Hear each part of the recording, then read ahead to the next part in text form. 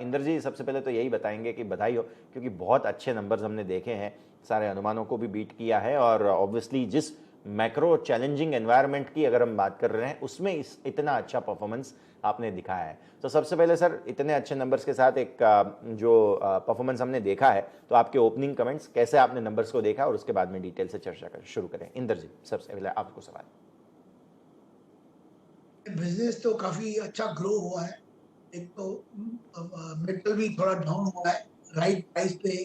लोगों की पहले रुके पड़े थे कि मेटल बहुत ऊपर है, रिक्वायरमेंट सबने अपनी रोक दी थी।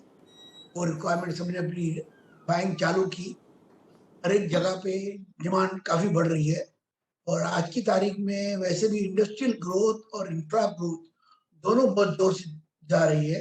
और आगे भी हमको लगता है ये कंटिन्यू रहेगा। और दूसरी बात है कि इवन एक्सपोर्ट की भी डिमांड कंटिन्यूस बढ़ रही है। Every country is looking as in positive manner कि भाई इंडिया ही अभी है जो हमको क्वांटिटी एंड क्वालिटी दे सकता है। जो पहले लोगों का फोकस बहुत चाइना में रहता था, वो अभी चांस इंडिया को भी मिला है।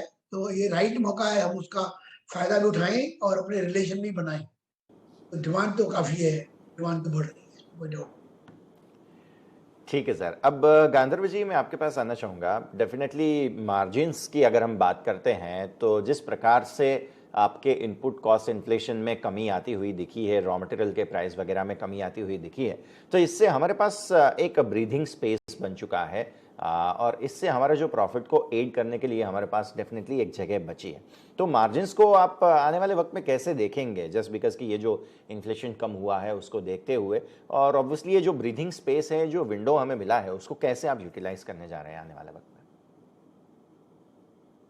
बिल्कुल, जैसे आपको मालूम है लगभग 85% हमारा बिजनेस केबल एंड वायर का है, जहाँ पे हम 11 से 13% एबिटा मार्जिन पर काम करते आए हैं।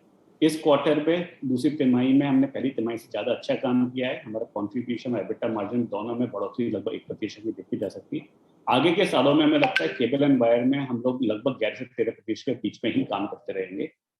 जो दूसरा हमारा बिजनेस है एफएमईजी, वहाँ पे हमें लगता है कि हमारे मार्जिन ओवर द पीरियड बढ़ेंगे और FY26 तक लगभग 10% के आसपास पहुंच जाएंगे। दोनों बिजनेसेस मिला के प्रोजेक्ट लीप के अंदर जो हम बीसीजी के साथ में काम कर रहे हैं, हम 20,000 करोड़ का टॉप लाइन FY26 तक पहुंचा पाएंगे।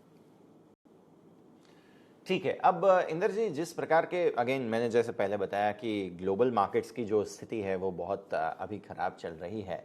हमारा एक्सपोर्ट मार्केट जो है उसके बारे में आप थोड़ा सा हमें समझाइए, किस प्रकार के चैलेंजेस का सामना आप कर रहे हैं फिलहाल, और डिमांड सिनेरियो जो है उसको देखते हुए क्या आपको रिस्पॉन्स मिल रहा है, क्लाइंट्स वगैरह क्या कहना चाह रहे हैं आपको, इसके बारे में भी थोड़ा समझाइए। एक्सपोर्ट मार्केट कैसे देख रहे हैं, अभी क्या चैलेंजेस है इंदर जी?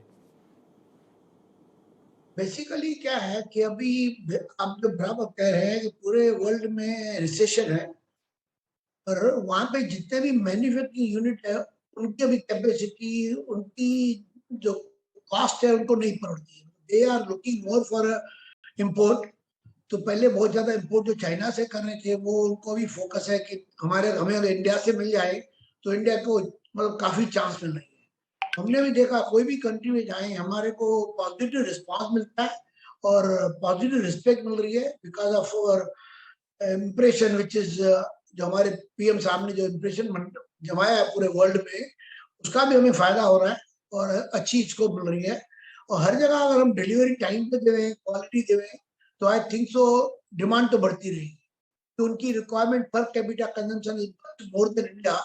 तो काफी यूरोपियन कंट्रीज है, यूएसए है, ऑस्ट्रेलिया है, फिर हर जगह डिमांड अच्छी बढ़ रही है। उसकी डिमांड का हम रियली यूज ले रहे हैं। हमने तो लास्ट 3-4 महीने से उसका यूज लिया है और हमें लगता है आगे हमें वहां पे बराबर डट के अच्छी कैपेसिटी बढ़ानी पड़ेगी सबको फीड करने के लिए। तो हम कैपेसिटी भी बढ़ा रहे हैं और क्वालिटी एंड पॉलीमर को बराबर ढंग से देख रहे हैं कि कौन से टाइप की रिक्वायरमेंट है। तो इंडिया की रिक्वायरमेंट केबल्स की, उनकी रिक्वायरमेंट केबल्स की स्पेक्स पूरे डिफरेंट है। तो हम पूरे अप्रूवल्स उनके ले रहे हैं, काफी अप्रूवल में ले ली है और आगे लगता है हमें वहां पे बिजनेस हमारा ग्रोथ का स्कोप बहुत ज्यादा है। बिल्कुल, और आपके एक्सपोर्ट के नंबर्स ये बता भी रहे हैं कि ग्रोथ यहाँ पर जो आपने दिखाया ऑलरेडी, तो उसको देखते हुए चैलेंजेस ज़रूर हैं, लेकिन आप इसे अच्छे से नेविगेट कर रहे हैं।